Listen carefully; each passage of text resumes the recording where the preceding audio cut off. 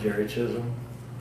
I left the Navy as a E6 in IC1, and then back in late in '82, and I came back in the Navy because my supervisor with Bell South, who I worked with for 31 years, said that they needed some people with some experience. So I come back in the reserves and spent 10 years in the reserves.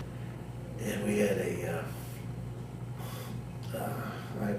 I really had a lot of great experiences while I was in the reserves with these.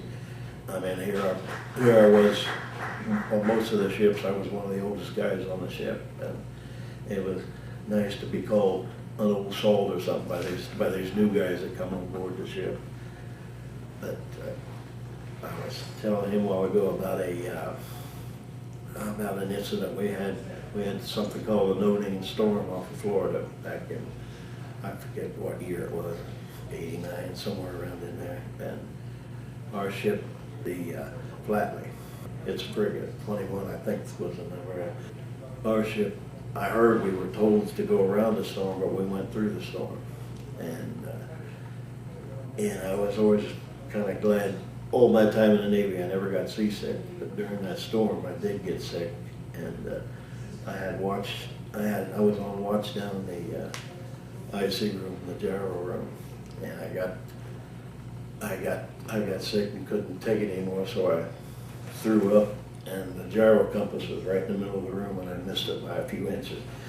And I made sure that there was no evidence of what I did, because all these young guys in my work group, I didn't want to tell them, this old guy like me, been in the Navy so long, had gotten seasick.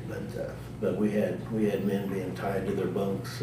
The ship was designed for, I think they said it was designed for 45-degree rolls. We were taking 55-degree rolls. I wanted to stay in the reserves, but like I said, they cut the Navy Reserve just about in half back in 92 or 93. It was 93, and so they told me I could stay in, but they wouldn't pay me. I could drive from here in Jacksonville to Mobile, Alabama, and said you could stay in, but we're not going to pay you. And I kind of wanted to, because I love my weekends when we went.